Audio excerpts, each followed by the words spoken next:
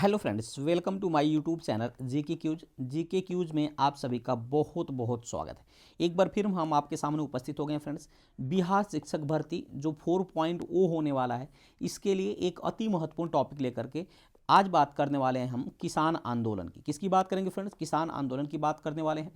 किसान आंदोलन के विद्रोह के क्या क्या कारण हैं, इसकी बात करने वाले हैं।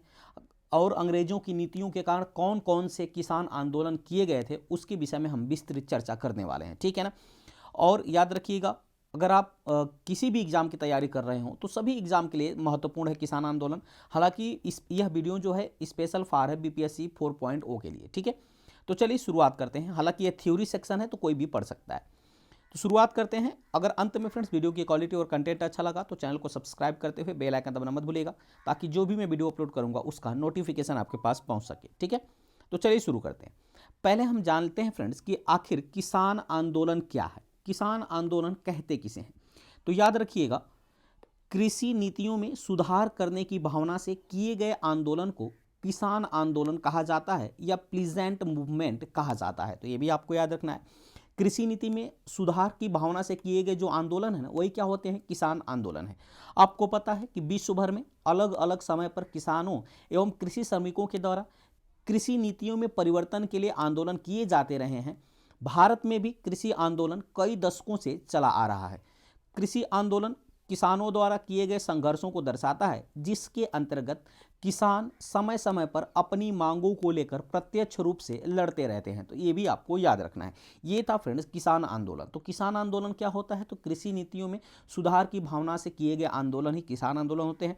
और ये कृषि नीतियां जो है ना फ्रेंड्स, चाहे अंग्रेजों के द्वारा लागू की गई हों या फिर किसी भी भारतीय सरकार के द्वारा लागू की गई हों, या ये स्वतंत्रता प्राप्ति से पहले लागू की गई हों या स्वतंत्रता प्राप्ति के बाद लागू की गई हों, इसके लिए कृषि नीति में सुधार करने की भावना से जो आंदोलन किया गया वही आंदोलन होता है किसान आंदोलन। तो ये भी आपको याद रखना पड़ेगा। ठीक है, चलिए आगे बढ़ते हैं। अब हम बात कर लेते हैं। देखिए, वर्ष 1900 यानी सन 1900 के पूर्व में पड़ने वाले अकाल के फलस्वरूप जो भारतीय किसान थे, जो भारतीय कृषि श्रमिक थे, वो कृषि आंदोलन की शुरुआत करते हैं। ठीक है ना?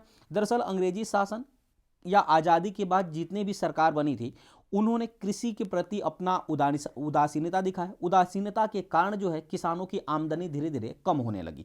जब आमदनी कम होने लगी तो किसानों की आर्थिक स्थिति दिन प्रतिदिन कमजोर होने लगी, जिसके कारण किसानों में आत्महत्या जैसी घटनाएं बहुत तेजी के साथ बढ़ने लगी। तो इसी को देखते हुए किसानों के द्वारा भिन्न भिन्न समयों पर, चाहे स्वतंत्रता प्राप्ति के बाद हो या स्वतंत्रता प्राप्ति के पहले हो, जो आंदोलन किए गए हैं, उन्हीं आंदोलन के विषय में हम चर्चा करने वाले हैं इस वीडियो के अंतर्गत। ठीक है ना? तो क्या क्या कारण हो सकते हैं? तो पहली बात कि कृषि के प्रति उदासीनता। ठीक है, और अंग्रेजों द्वारा जो नीतियां लागू की गई थी, उन नीतियों के विरुद्ध जो आंदोलन किए गए थे किसानों के द्वारा, वही है किसान आंदोलन। चलिए अब हम आगे बात कर लेते हैं कि किसान आंदोलन के कारण क्या क्या हो सकते हैं। देखिए, ब्रिटिश सरकार की आर्थिक नीतियां जमींदारों और साहूकारों के पक्ष में थी, किसानों का शोषण करती थी, और इस अन्याय के खिलाफ किसानों ने कई अवसरों पर विद्रोह किया था। ठीक है ना? तो जो ब्रिटिश सरकार की जो आर्थिक नीतियां थी, ये अक्सर जो है ना, वहाँ के जो जमींदार हुआ करते थे, साहूकार हुआ करते थे, उनके पक्ष में ज़्यादा हुआ करती थी, और इसी के कारण किसानों के पक्ष में बहुत कम हुआ करती थी। और ये जो थी इनकी जो नीति थी, यह किसानों के प्रतिकूल थी, यानी किसानों की विरुद्ध नीति थी, जिसके कारण आंदोलन का कारण बना, किसान आंदोलन के कारण बनी ये नीतियाँ। अब बात करते हैं पहला किसान आंदोलन, जिसमें आपको देखना है नील विद्रोह। याद रखिएगा, नील विद्रोह जबकि 1859 से लेकर 1862 तक चला था नील विद्रोह। तो याद रखिएगा, नील विद्रोह जो है ना फ्रेंड्स, बंगाल के किसानों द्वारा 1859 में शुरू किया गया था। अपने मुनाफे, याद रखिएगा, अपने मुनाफे को बढ़ाने के लिए यूरोपीय बागान मालिकों ने किसानों को खाद्यान्न फसलों के बजाय नील की खेती करने के लिए बाध्य किया गया था। नील की खेती करने के कारण जो थे किसान थे ना, बहुत ही असंतुष्ट थे, क्योंकि नील की खेती करना जो है ना फ्रेंड्स, उससे बहुत ही हानि होती थी। पहली हानि कि नील की खेती के लिए कम कीमतों की पेशकश की गई थी, यानी नील की खेती जो होती थी उसके लिए कम कीमत दिए जाते थे किसानों को। दूसरी चीज़, नील लाभदायक नहीं थी, क्योंकि यहाँ पे अगर अनाज उगता तो किसान उसका उपयोग कर सकता था, जबकि नील का उपयोग किसान नहीं कर सकता था। तो जो नील था ना फ्रेंड्स, वो किसानों के लिए लाभदायक नहीं था। दूसरी चीज़ था कि नील की खेती से भूमि की उर्वरा शक्ति कम हो जाती थी। यानी जिस स्थान पर नील की खेती हो जाती थी वहां पर जो भूमि थी वो उर्वरा शक्ति यानी वो बंजर हो जाती थी, जिसकी वजह से किसान जो थे ना नील की खेती करने के लिए क्या थे, असंतुष्ट थे। और ये जो था नील विद्रोह उसी के खिलाफ किया गया था। कहाँ किया गया था, तो बंगाल के किसानों के द्वारा किया गया था 1959 से, जबकि 1859 से शुरू किया गया था। और यह जो आंदोलन था यह 1859 से लेकर 1862 तक चला था। ठीक है ना, तो ये भी आपको याद रखना पड़ेगा कि नील विद्रोह कब चला था, तो 1859 से लेकर 1862 तक चला था। कहाँ से शुरू किया गया था, तो बंगाल से शुरू किया गया था, ये भी आपको याद रखना है। और इसके कारण क्या थे नील विद्रोह के, तो इसके कारण थे कि किसान जो थे ना वो नील की खेती करना नहीं चाहते थे। साथ ही साथ नील की खेती करने के बाद भी उनको कीमत जो थी ना वो बहुत ही कम दी जाती थी और नील से कोई उनको फ़ायदा नहीं था। अगर वो इसके स्थान पे धान गेहूं जौ आदि उपजाते तो उनको इसका फ़ायदा मिलता, लेकिन इसका उनको कोई फ़ायदा नहीं मिलता था। ये भी असंतुष्टि का कारण था, विद्रोह का कारण था। और दूसरी चीज़ थी कि नील की खेती से भूमि की जो उर्वरा शक्ति थी वो कम हो जाती थी, यानी भूमि बंजर हो जाती थी। ठीक है ना, तो इसलिए नील विद्रोह किया गया था किसानों के द्वारा। ठीक है, आगे बढ़ते हैं। याद रखिएगा, व्यापारियों और बिचौलियों के कारण किसानों को नुकसान उठाना पड़ता था। परिणाम स्वरूप उन्होंने बंगाल में नील की खेती न करने का निर्णय लिया और आंदोलन शुरू कर दिया। ठीक है ना, बंगाली पत्रकार हरिश्चंद्र मुखर्जी ने अपने अखबार द हिंदू पैट्रियाट में बंगाल के किसानों की दुर्दशा का वर्णन किया है।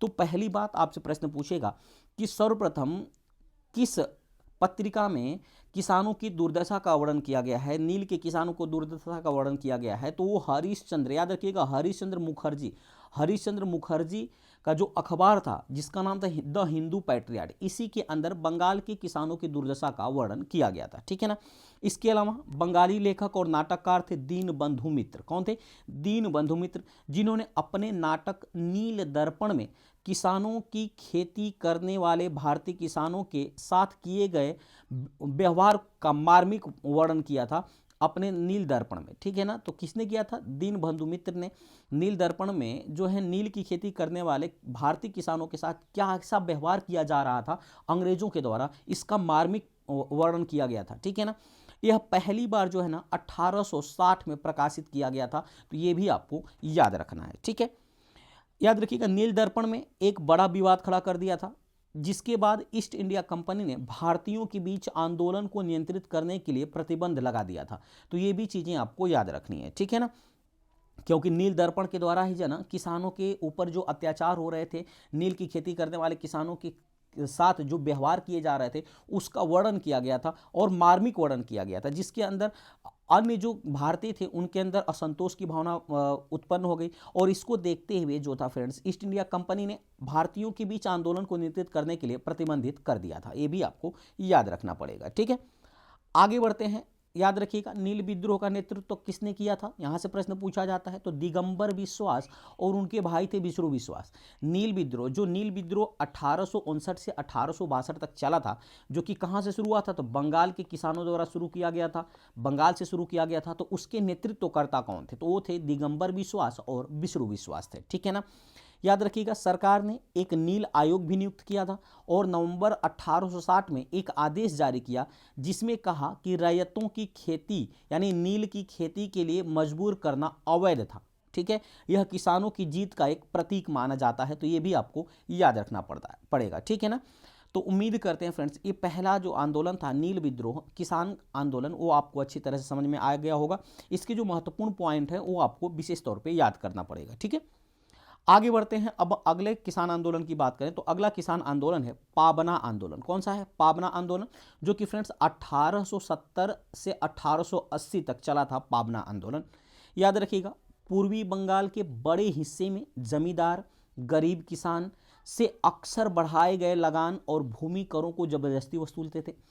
वर्ष 1859 के अधिनियम के अंतर्गत किसानों को अपनी भूमि का अधिभोग का अधिकार यानी ऑक्यूपेंसी राइट से भी रोका गया था। यानी कहने का मतलब यह है कि जो पूर्वी बंगाल के जो बड़ा हिस्सा थे वहाँ के जो जमींदार थे वो गरीब किसानों के ऊपर जो भी लगान थे उसको ज़बरदस्ती वसूला करते थे, फसल हुई न हुई इसके बाद भी उससे लगान ज़बरदस्ती वसूला करते थे। और इसीलिए 1859 के अधिनियम के अंतर्गत किसानों को अपनी भूमि पर भी जो अधिकार था उसको भी रोका गया, यानी उनको खुद की भूमि पर उनका अधिकार नहीं दिया जा रहा था, ठीक है ना। साथ ही साथ 1873 में पूर्वी बंगाल के पाबना जिले में एक कृषि लीग का गठन भी किया गया, ये भी आपको याद रखना है। इनके द्वारा हड़तालें आयोजित की गई, धन जुटाया गया, जिससे संघर्ष पूरे पूर्वी बंगाल के अन्य जिलों में भी फैल गया, ठीक है ना। तो वहाँ के किसानों ने क्या किया, वहाँ के किसानों ने 1873 ईस्वी में, याद रखिएगा 1873 ईस्वी में पाबना जिले में एक कृषि लीग का गठन किया। कहाँ के किसान, तो याद रखिएगा पूर्वी बंगाल के किसान। और जब कृषि लीग का गठन किया और साथ ही साथ उन लोगों ने हड़ताल करने के लिए धन जुटाया और संघर्ष पूर्वी बंगाल में से जब शुरू किया तो ये धीरे धीरे पूरे अन्य जिलों में भी फैल गया पूर्वी बंगाल के, तो ये भी आपको याद रखना है। यह जो आंदोलन था मुख्यतः एक कानूनी लड़ाई थी, लेकिन कुछ जगहों पर हिंसा भी हुई थी इस आंदोलन के दौरान। तो पाबना आंदोलन कब कब शुरू हुआ था, तो 1870 में शुरू हुआ था और 1880 तक चला था, ठीक है ना। और ये कहाँ चला था, तो पूर्वी बंगाल का जो सबसे बड़ा हिस्सा था इस वहाँ पे चलाया गया था। और ये क्यों चलाया गया था, क्योंकि जो पूर्वी बंगाल के जमींदार थे वो किसानों के ऊपर जो बढ़ाए गए लगान को जबरदस्ती वसूला करते थे। इसके विरुद्ध में जो पाबना आंदोलन चलाया गया था यह है किसान आंदोलन था और पाबना जिले में चलाया गया था, ठीक है ना, ये भी आपको याद रखना पड़ेगा। जबकि यह आंदोलन जो था ना ये कानूनी लड़ाई थी, लेकिन आगे चल करके यह हिंसात्मक हो गई थी। आगे बढ़ते हैं। पाबना विद्रोह का जो नेतृत्व है फ्रेंड्स ना, ये ईशान चंद्र राय, केशव चंद्र राय, सुरेंद्रनाथ बैनर्जी, आनंद बोस जैसे बुद्धिजीवियों के द्वारा किया गया था। तो यहाँ से प्रश्न आपके एग्जाम में पूछा जाता है कि पाबना विद्रोह का नेतृत्व किसने किया था, तो ईश्वर चंद्र राय, केशव चंद्र राय, सुरेंद्रनाथ बैनर्जी, आनंद बोस जैसे बुद्धिजीवियों के द्वारा यह आंदोलन का नेतृत्व किया गया था, पाबना आंदोलन का। यह लड़ाई जो थी फ्रेंड्स ना ये तब तक जारी रही जब तक सरकार ने बंगाल काश्तकारी अधिनियम द्वारा अधिभोग अधिकारों में वृद्धि कर दी तथा यह लड़ाई कब हुई, खत्म हो गई। यानी यह तब तक चली जब तक काश्तकारी अधिनियम द्वारा जो है जो अधिकार थे, अधिभोग के अधिकार थे, उसको जब तक नहीं दे दिया गया तब तक यह लड़ाई जो है ये चली, ठीक है ना। तो ये भी आपको याद रखना पड़ेगा। पाबना विद्रोह का नेतृत्व आपको याद रखना पड़ेगा, कब इसकी शुरुआत हुई थी, ये 2 पॉइंट आपको याद रखना था। और इसके नेतृत्वकर्ता कौन थे ये भी आपको याद रखना है, और कहाँ से इसकी शुरुआत हुई थी। आगे बढ़ते हैं। अगला आंदोलन आपके सामने है तेभागा आंदोलन। अगर मैं तेभागा आंदोलन की बात करूं तो याद रखिएगा बंगाल में तेभागा किसान आंदोलन का नेतृत्व दमनकारी जमींदारों के खिलाफ की गई थी, ठीक है ना, बटाईदारों ने किया था। सबसे बड़ी चीज, जमींदारों के खिलाफ, जमींदारों के खिलाफ बटाईदारों ने किया था। अभी मैं आगे चल के आपको जमींदार और बटाईदार क्या होते हैं इसके विषय में मैं समझाऊंगा, फिलहाल में आप इसको देख लीजिए। बंगाल में तेभागा आंदोलन जो हुआ था ना वो एक किसान आंदोलन था, और यह किसके खिलाफ था, तो वहाँ के जो जमींदार थे, वहाँ के बटाईदारों के खिलाफ, जो दमनकारी नीति थी उसके खिलाफ यह आंदोलन किया गया था। जबकि 1946-47 के दौरान किसान सभा यानी सीपीआई किसान मोर्चा द्वारा निम्नलिखित मांगों के साथ यह आंदोलन शुरू किया गया था। यह आंदोलन क्या थे, यह आंदोलन की क्या मांग थे फ्रेंड्स, याद रखिएगा आधे से एक तिहाई जिसे तेभागा कहा गया। तेभागा का मतलब होता है फ्रेंड्स आधे से एक तिहाई में जमींदारों की हिस्सेदारी में कमी करना था।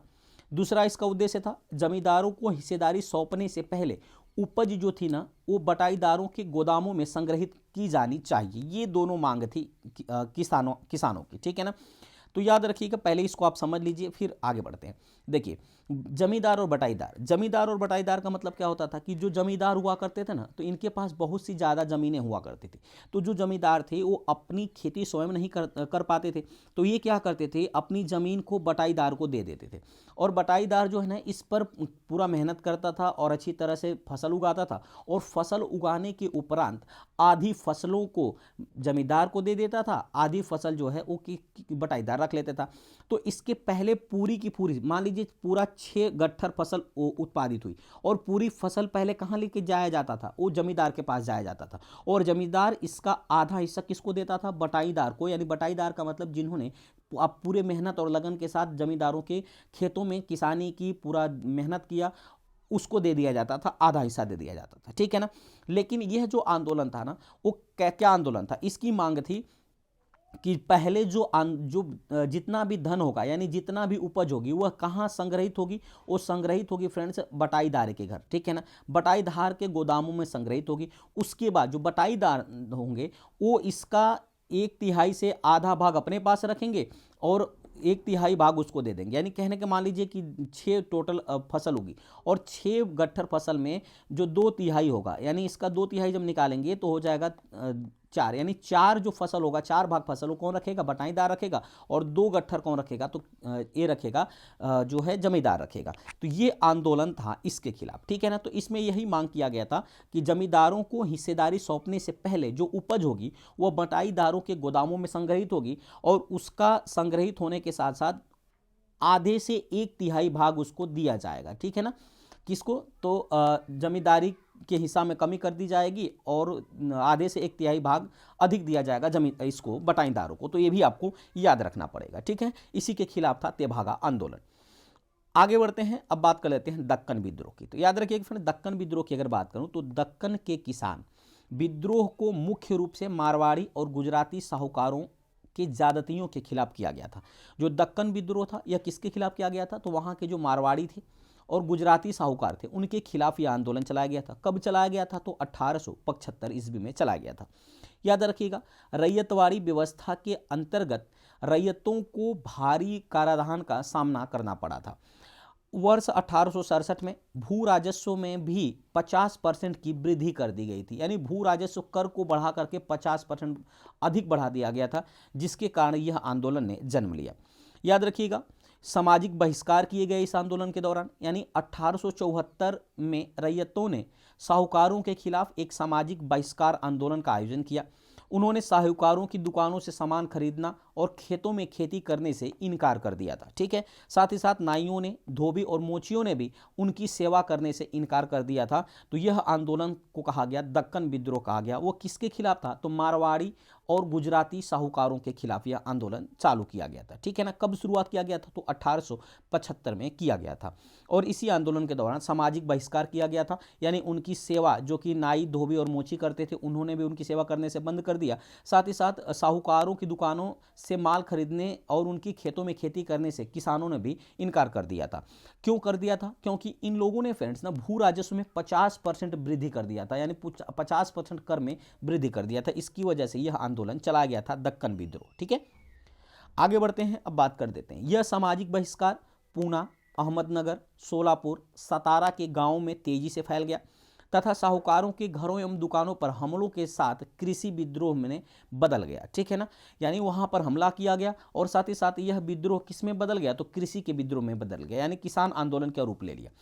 सरकार आंदोलन को दबाने में सफल रही। या लिखिए, सुलह के उपाय के रूप में दक्कन कृषि राहत अधिनियम लाया गया और इसके तहत जो है किसानों और जो है याद रखिएगा साहूकारों के बीच सुलह किया गया।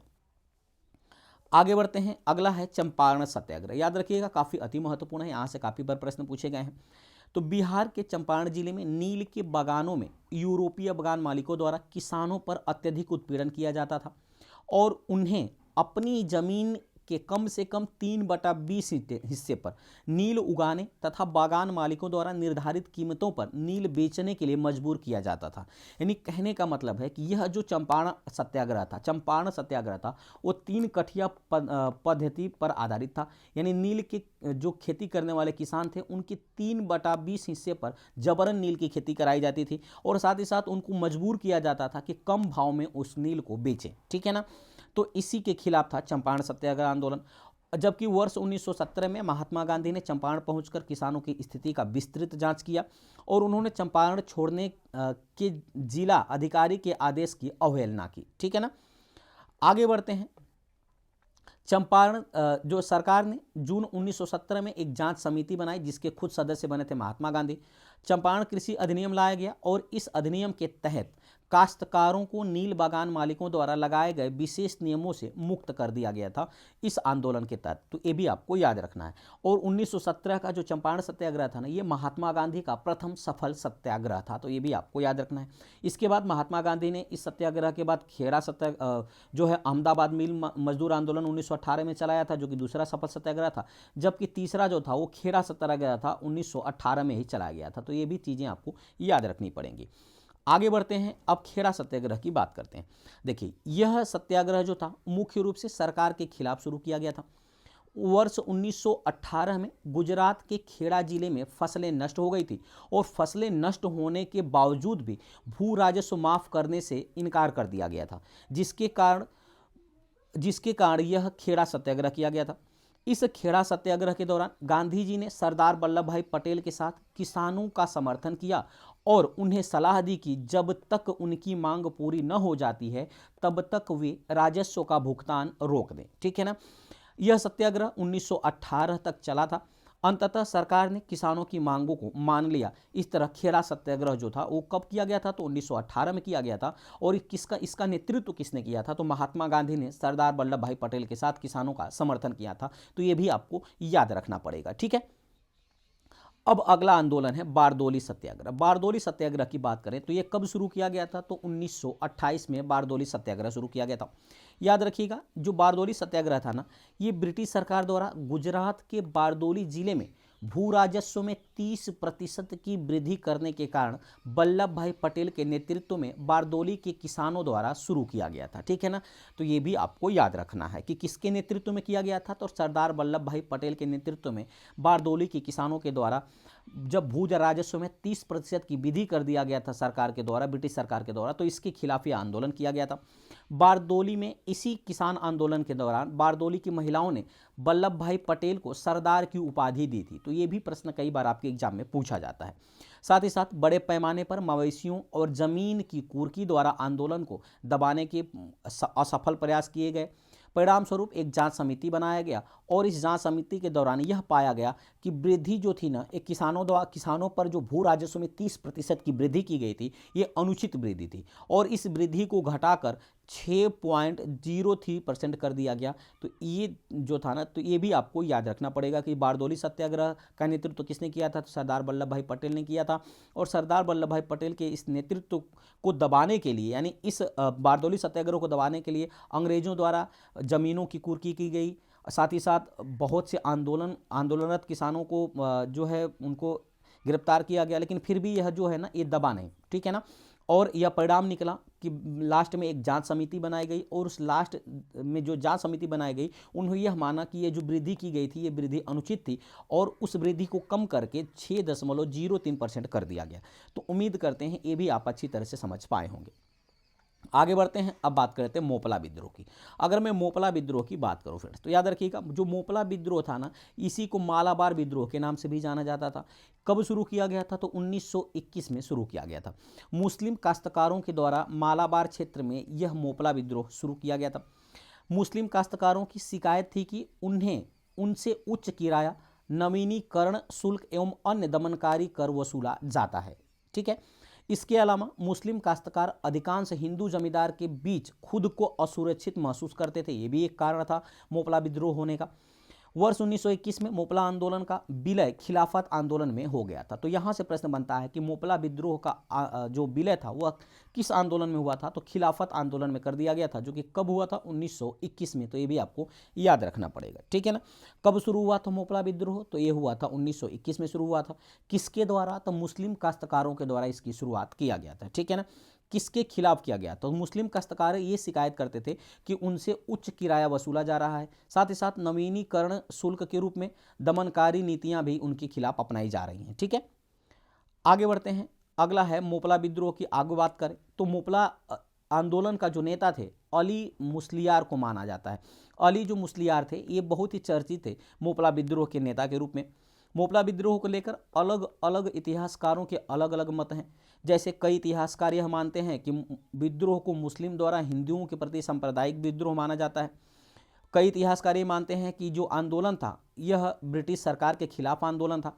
कुछ लोग ये मानते हैं कि हिंदू जमींदारों की ज्यादतियों के खिलाफ यह एक किसान आंदोलन था। तो ये भी आपको याद रखने पड़ेंगे कि जो मोपला विद्रोह किया गया था, ये अलग अलग इतिहासकारों ने इसे अलग अलग दृष्टिकोण से परिभाषित किया है। आगे बढ़ते हैं, आगे बात करते हैं। तो याद रखिएगा, सरकार विरोधी और जमींदार विरोधी आंदोलन के सांप्रदायिक रंग ले लिया ये आगे चल करके। सांप्रदायिकता ने मोपला को खिलाफत और असहयोग आंदोलन से अलग कर दिया था। ठीक है।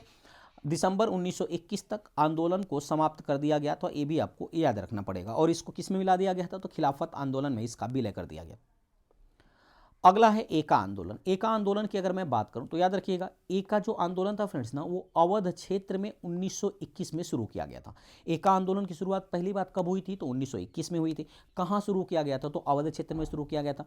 इस आंदोलन को शुरुआती जोर कांग्रेस और खिलाफत आंदोलन के नेताओं द्वारा दिया गया था। साथ ही साथ उच्च किराया आंदोलन का मुख्य कारण बना था, जो कि अन्य क्षेत्रों में दर्ज किराए से लगभग 50% अधिक था। ठीक है, जब मदारी पासी का नेतृत्व दिया गया तो वे अहिंसा को स्वीकार करने के लिए अनिच्छुक थे। इससे आंदोलन का राष्ट्रवादी वर्ग से संपर्क टूट गया और यह धीरे धीरे 1922 में समाप्त हो गया था। तो कब शुरू हुआ था, तो 1921 में शुरू हुआ था, और इसकी नेतृत्व किसने किया था, तो मदारी पासी ने नेतृत्व किया था। ठीक है ना, और समाप्त कब कर दिया गया, तो 1922 में यह आंदोलन समाप्त कर दिया गया। उम्मीद करते हैं फ्रेंड्स ये जो किसान आंदोलन से संबंधित थ्योरी था ये आप अच्छी तरह से समझ पाए होंगे।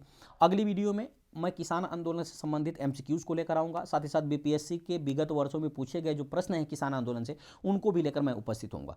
तो अगर ये वीडियो आपको अच्छा लगा होगा, अगर वीडियो की क्वालिटी और कंटेंट अच्छा लगा होगा, तो चैनल को सब्सक्राइब करते हुए बेल आइकन दबाना मत भूलिएगा, और बेल आइकन दबाकर ऑल जरूर कर दीजिएगा, ताकि जो भी मैं वीडियो अपलोड करूँगा उसका नोटिफिकेशन आपके पास पहुँच सकेगा। ठीक है ना, तो चलिए मिलते हैं ऐसे ही मजेदार टॉपिक के साथ अगली वीडियो में। तब तक के लिए बहुत बहुत धन्यवाद। Thanks for watching. और अति महत्वपूर्ण वीडियो के लिए आप हमारे प्लेलिस्ट को भी विजिट कर सकते हैं।